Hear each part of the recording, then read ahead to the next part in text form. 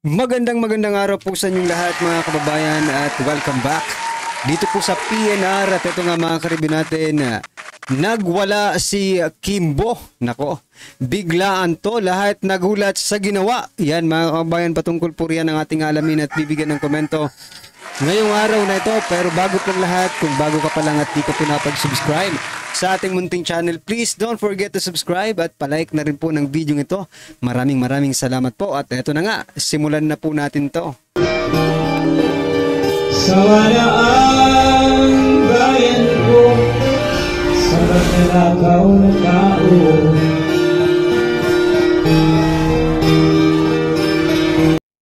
So yan mga kababayan, bago po natin muling i-play ang video ito, nako ito mga karibin natin, bigyan po natin ng konting reaksyon ang post no ni President Bongbong Marcos itself. No, ito mga kababayan.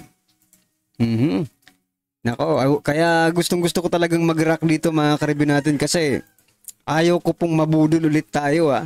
Ito pong sabi ni President Bongbong Marcos Jr. Ang hangarin ng alyansa ay ang magsama-sama tayo muli upang palaguin at pagandahin ang serbisyo ng gobyerno.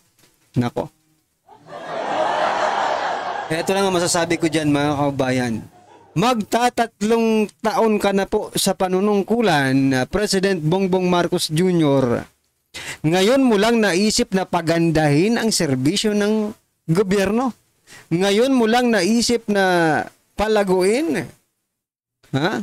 Sa bagay, matagal na kayong lumalago. Yung alyansa ninyo, matagal nang lumalago, no? Sa kaban ng bayan. Yan po ang totoo. No? At yan po ang nakikita ng ating mga kababayan.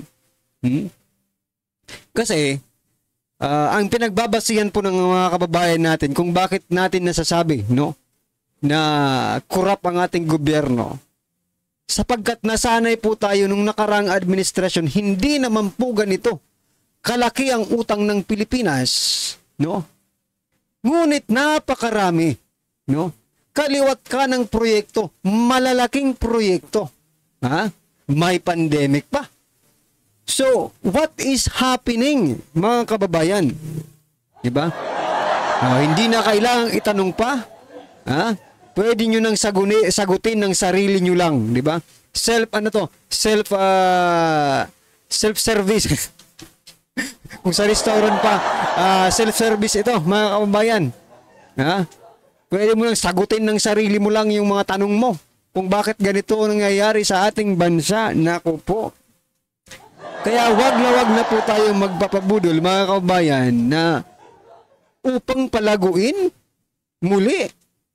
Kailan lumago ang, sa bagay, malago po talaga noong nakarang administrasyon.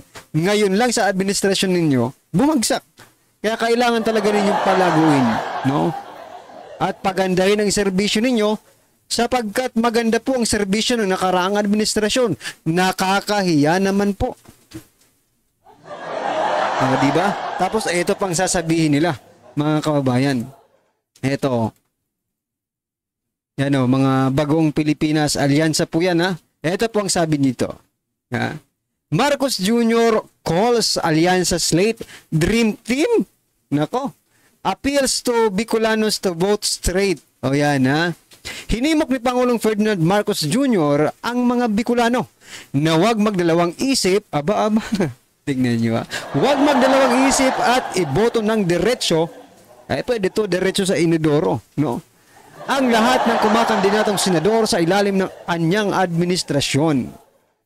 Alam nyo, bago nyo po sabihin yan sa mga Bicolano o sa lahat ng Pilipino saan man sa dako ng mundo, no, ng bansa natin, no, ipakita nyo muna yung pruweba, no, na talagang deserving yung mga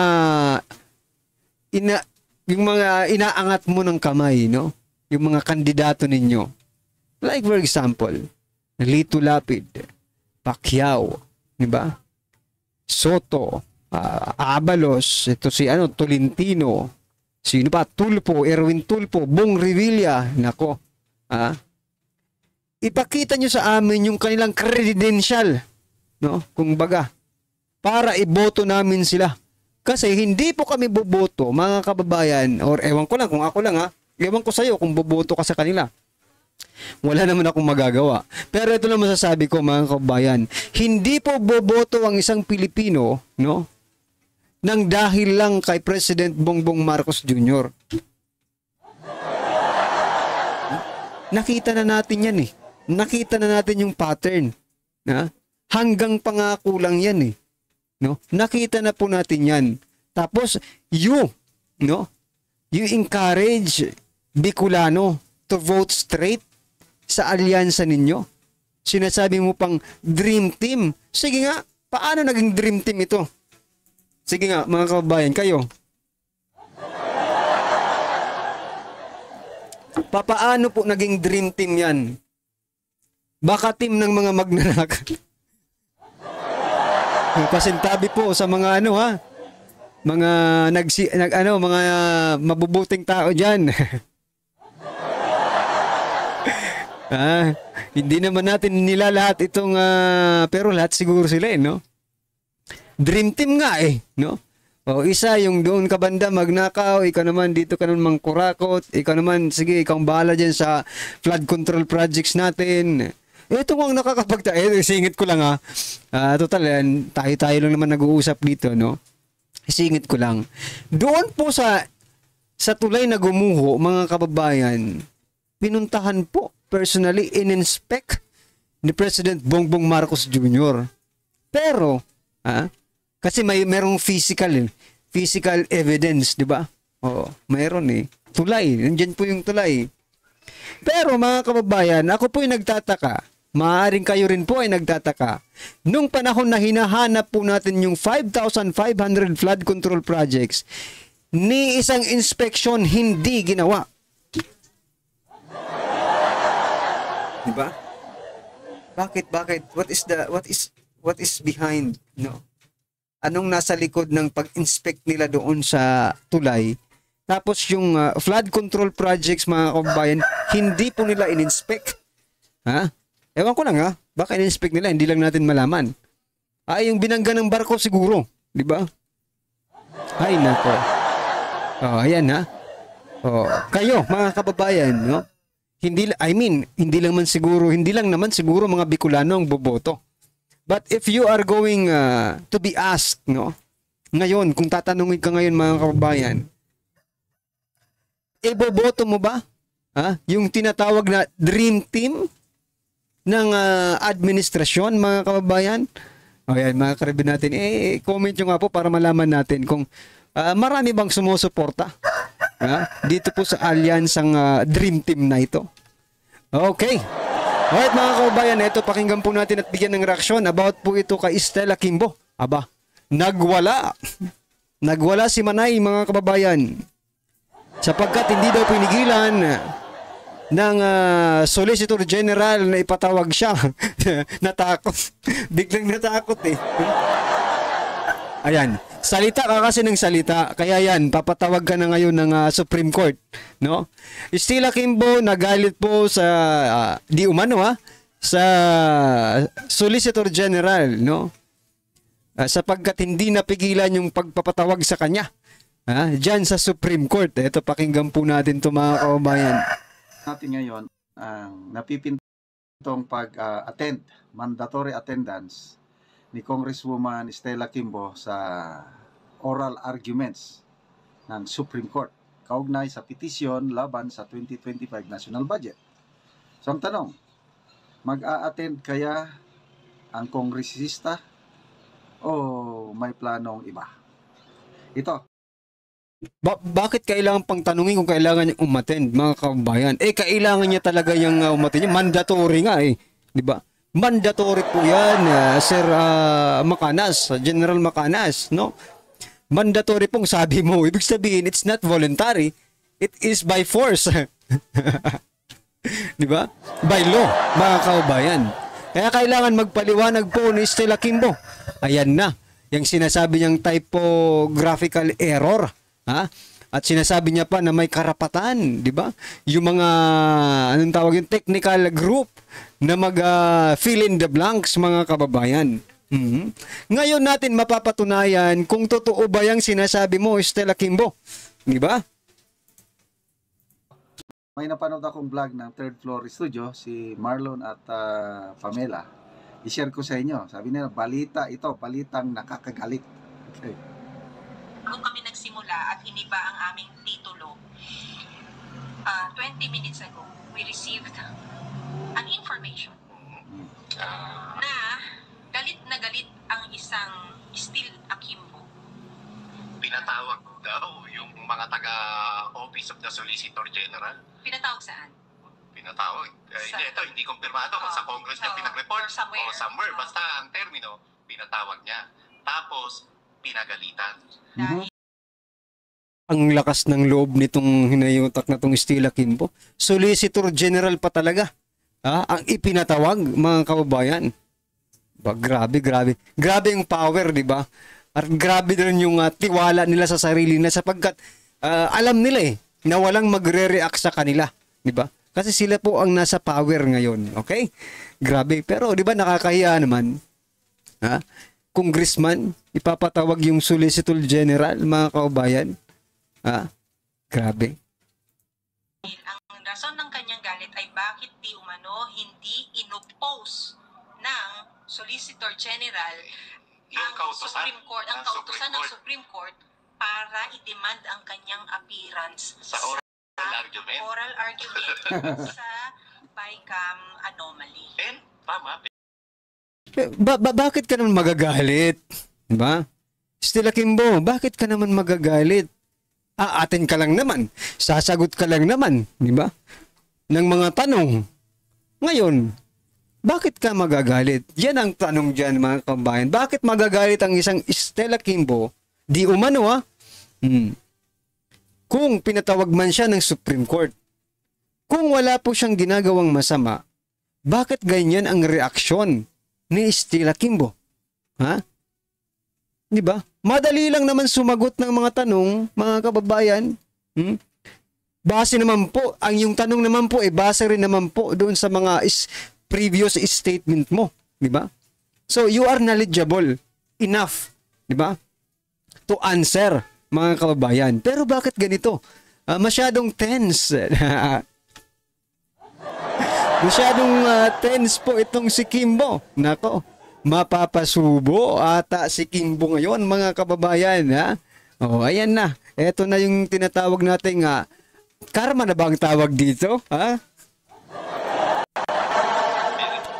Very timely yung pagtawag ng informante natin.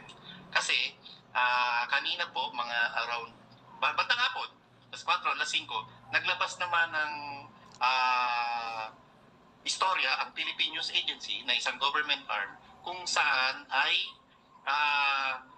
may inihaing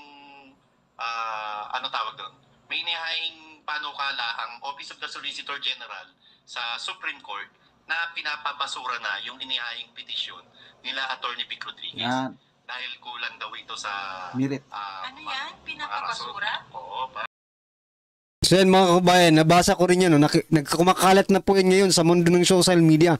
No? Na itong si Solicitor General Guevara, no? Ay nag-request, no? Na ipahinto, mga kababayan, yung apilang iyan, no? Pero teka lang. Tinatanggalan mo ng karapatan yung Supreme Court to analyze. Hindi po ikaw ang magsasabi na kulang sa ebidensya yan, no? Sayang talaga itong si Solgen Guevara. Napaka mabait po ito, matalino po ito, no, mga kababayan. Pero di ba? Hindi po ikaw ang magsasabi na walang batayan yan, no? Let the court decide, di ba? Kung wala bang batayan yan or meron batayan yan. May ebidensya ba? Sapat ba yung ebidensya or hindi sapat? Pero ito lang ang naisip ko, mga kababayan, kung bakit, ito opinion lang po ito natin. Baka sakaling pares po tayo na naiisip. Alam niyo po kung bakit pinatitigil na yun ni Solgen, no? Yung apilang yan. Kasi nagastos na po eh. Diba? Nagastos na po yung 2025 or na-release na. I mean, na-release, hindi nagastos. Okay? Hindi rin natin alam kung baka nagastos na. Sige. Nagastos po, I mean, na-release na po yung pondo. I think it's about 60+%, no? Ng 2025 national budget. Correct me if I'm wrong, mga kababayan. We are just estimating, no? Pero it is nasa ano talaga, nasa 60+%. Yung nirelease nung January 31, no? Nirelease na po ng DBM. That's why, baka sabihin ng korte, di ba, mayroon pang gumugulong na kaso? Bawal pang galawin yan? Wala, yari na.